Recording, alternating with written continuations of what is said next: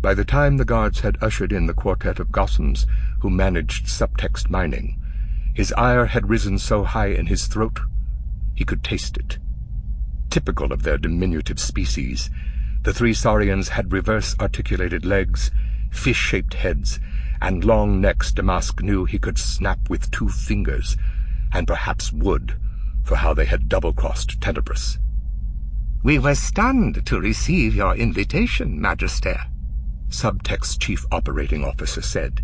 "We had no idea we were even on your scanners." Damask smiled thinly. "We keep a close watch on galactic events.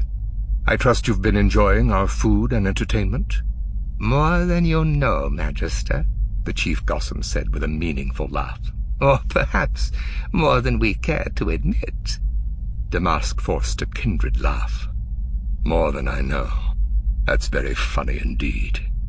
He broke off laughing to add, "Allow us to show you how we execute some of the inner workings of the gathering." The Gossams looked at one another in surprise before their leader said, "We'd be honored." Damask stood and nodded to 4 of the Sun Guards, who fell in alongside the Gossams as he, Hill, and 2 other Munes led them to a bank of ancient turbolift cars. "All the real action takes place below," Damask said, setting the car in motion with a wave of his hand. In silence they descended 2 levels, and when the car's doors parted, they filed into a cavernous underground hall. Central to the dimly lighted space were several large square platforms that could be raised by means of hydraulic poles, operated by separate teams of sweating, snuffling, snub-nosed Ugnaughts. One platform, burdened with a slag heap of metal, was just descending to sounds of raucous cheering and wild applause entering through an opening in the towering ceiling. Secured by manacles and chains on an adjacent platform writhed a hissing, snarling, fanged beast the size of a bantha. "We're directly beneath the central courtyard," Damask explained as the beast-laden platform was elevating. "Each cargo symbolizes an abhorrent aspect of the Republic, practices we all wish to see overturned." By then the platform had been raised to the level of the courtyard.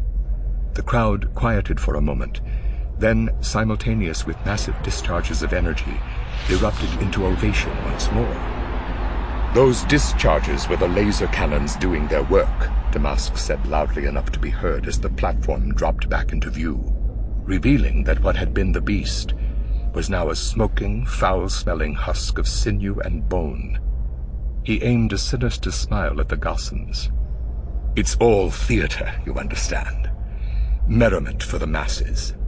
"Obviously a real crowd-pleaser, Magister," one of the Gossams said, swallowing some of his words. Damask spread his thin arms wide. "Then you must join in." Approaching, he nodded his chin toward one of the empty platforms beside which the Sun Guards had positioned themselves. "Climb aboard." The Saurian stared at him. "Go ahead," Damask said without humor now. "Climb aboard." 2 of the guards brandished blasters. The Chief Gossam looked from one Mune to the next, terror widening his eyes. "Have we done something to displease you, Magister?" "A good question," Damask said.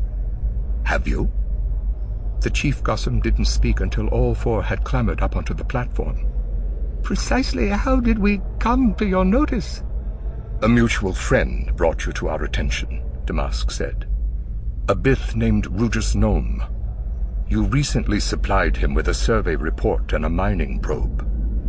The platform began to rise, and the Gossams extended their long necks in fear. "We can make this right," one of them said in a pleading voice. Damask eyed the ceiling. "Then be quick about it. The laser cannons fire automatically." "Plasma!" the same one fairly shrieked. "An untapped reservoir of plasma! Enough to provide energy to 1,000 worlds!"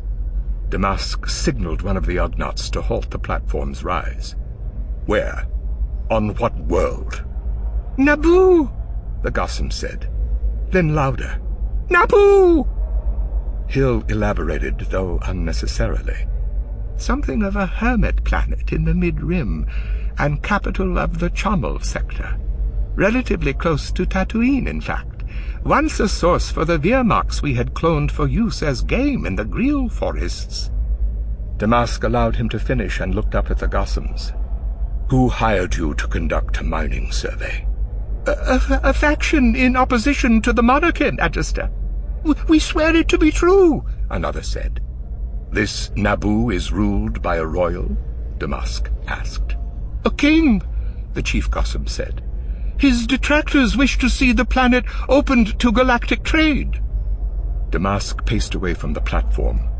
He considered torturing the Gossams to learn who had hired them to sabotage Tenebrous on Bal'demnic, but decided to leave that for another day, since the Bith was known to have had many adversaries. Turning finally, he ordered the Ugnaught to return the platform to the floor. "This plasma reservoir is as enormous as you claim?" he demanded. "Unique among known worlds," the leader said in relief as he and his comrades stood shivering in Damask's withering gaze. Damask regarded them in silence, then swung to the commander of the Sun Guards. "Transport them to the most remote world you can find in the Tingel Arm, and make certain they remain there in the event I have further need of them."